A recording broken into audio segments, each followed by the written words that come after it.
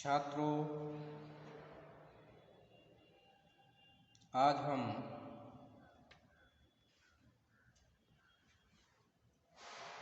श्रीलाल शुक्ल के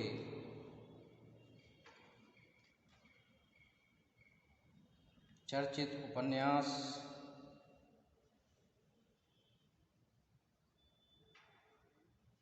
राग दरबारी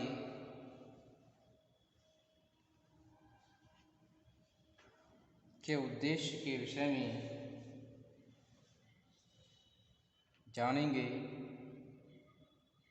और यह भी जानने का प्रयास करेंगे कि उसमें किन समस्याओं पर उपन्यासकार ने व्यंग किया है। राग दरबारी उपन्यास सन 1968 में श्रीलाल शुक्ल का प्रकाशित हुआ, जिसमें स्वतंत्रता के बाद ग्रामीण जीवन की मूलहीनता को परत दर परत उखाड़ने की कोशिश की गई है।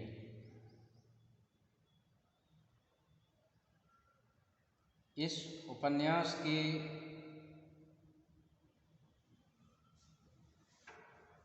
कथा भूमि के रूप में शिवपालगंज नामक एक गांव है, जिसकी वास्तविक स्थिति को प्रस्तुत करके उपन्यासकार प्रगति और विकास के तमाम खोखले नारों का पर्दाफाश करता है। इस गांव के राजनैतिक वर्चस्ववादी अभावों से युक्त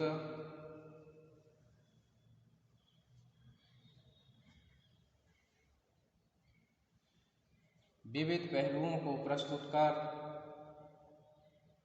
संपूर्ण भारत का परिदृश्य प्रस्तुत करता है। श्रीलाल शुक्ल जी ने अपने इस उपन्यास में कई बिंदुओं को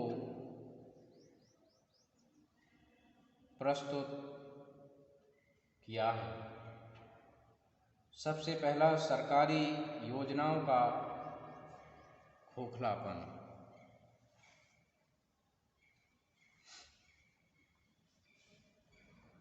इस उपन्यास में श्रीलाल शुक्ल जी ने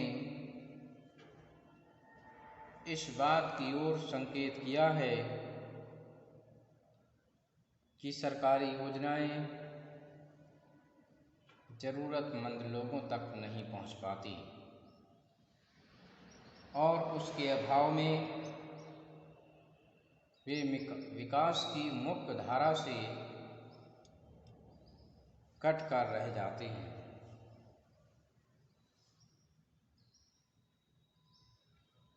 इसी उपन्यास में खस्ताहाल परिवहन व्यवस्था पर भी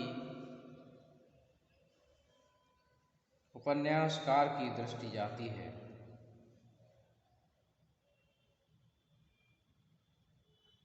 और ट्रेन की लेट लतीफ़ी, परिवहन की अव्यवस्था और कबाड़े में डाले जाने योग्य धक्का मार डग्गा मार वाहनों का बेखौफ रोड पर दौड़ना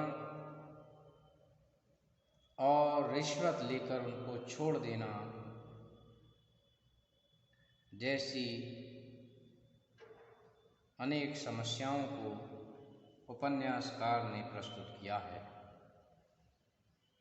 वहीं उपन्यासकार ने शिक्षा पद्धति पर भी करारा व्यंग किया है।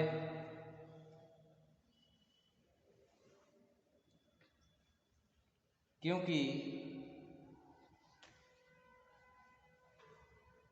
इसमें लिखा गया है कि भारतीय शिक्षा पद्धति सड़क पर पड़ी हुई वह कुतिया है जिसको जो चाहे लात जमा कर चला जाता है।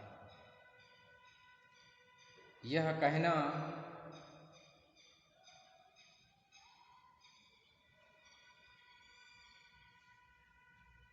इसलिए संभव हुआ है क्योंकि छंगामल विद्यालय में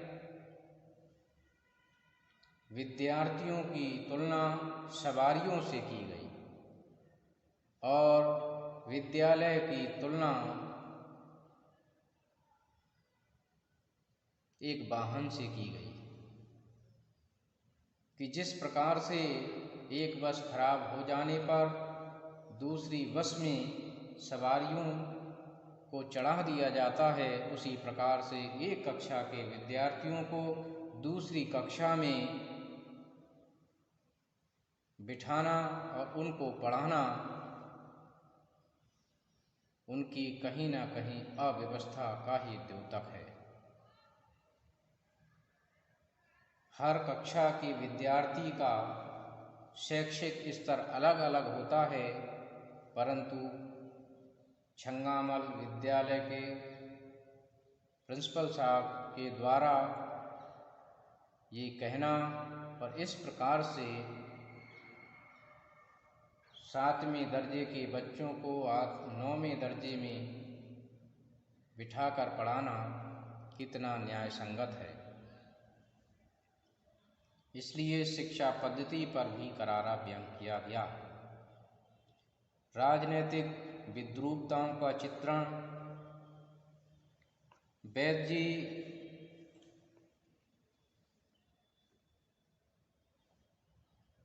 सिपालगंज गांव के कर्ता धर्ता हैं।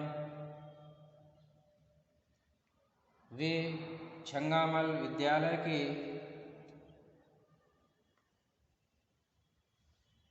प्रबंध समिति के अध्यक्ष हैं और कोऑपरेटिव सोसाइटी के मैनेजिंग डायरेक्टर भी हैं और इसके साथ साथ अप्रत्यक्ष रूप से प्रधान भी हैं। तो उनके चरित्र के माध्यम से यह बताने का प्रयास किया गया है कि जो लोग आर्थिक रूप से सक्षम होते हैं वे अपना हर क्षेत्र में वर्चस्व कायम रखते हैं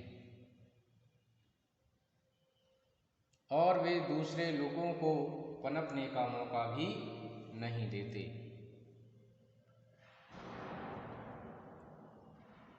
कोऑपरेटिव सोसाइटी में गबन होने पर भी उन्हें किसी प्रकार की चिंता नहीं होती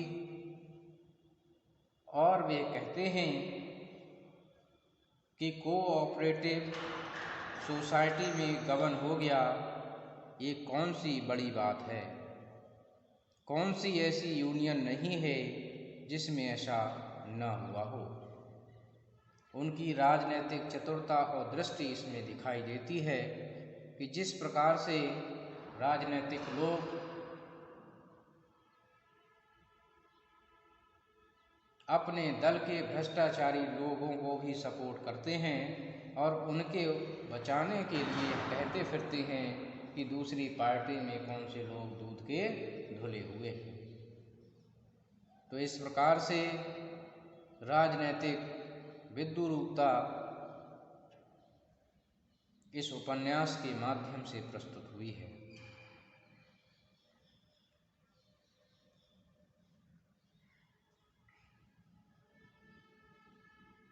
दूसरी तरफ रंगनाथ के माध्यम से एक शिक्षित बेरोजगार व्यक्ति की छटपटाहट को भी व्यक्त किया गया है कि वह कुछ भी करने में सक्षम नहीं हो पाता और उन परिस्थितियों में सामंजस्य नहीं बिठा पाता, उनका विरोध नहीं कर पाता और ऐसी स्थिति में वहाँ से किनारा करना ही उचित समझता है। इसी उपन्यास में रिश्वतखोरी, लाल फीताशाही आदि को भी व्यक्त किया गया है। लंगड़ के माध्यम से यह बताने का प्रयास किया गया है कि ईमानदार व्यक्ति अपने हक की लड़ाई लड़ते लड़ते परेशान हो जाता है, परंतु उसका अधिकार उसको प्राप्त नहीं होता है। इसी प्रकार से प्रशासनिक अव्यवस्था का भी चित्रण किया गया है कि उनके थाने में ना तो आने जाने के लिए कोई अच्छा वाहन है, ना ही पर्याप्त मात्रा में सिपाही हैं और ना ही फाउंटेन पेन है और न ही कोई अत्याधुनिक सुविधा, अर्थात हर प्रकार से असुविधाओं से भरा हुआ है प्रशासनिक व्यवस्था। तो इस प्रकार से श्रीलाल शुक्ल जी ने अपने इस उपन्यास में योजनाओं का खोखलापन, खस्ताहाल परिवहन व्यवस्था, शिक्षा पद्धति, राजनैतिक विद्रूपता, रिश्वतखोरी जैसे विविध विषयों पर प्रकाश डाला है। तो मैं समझता हूँ छात्रों आपने इनको समझा होगा। धन्यवाद।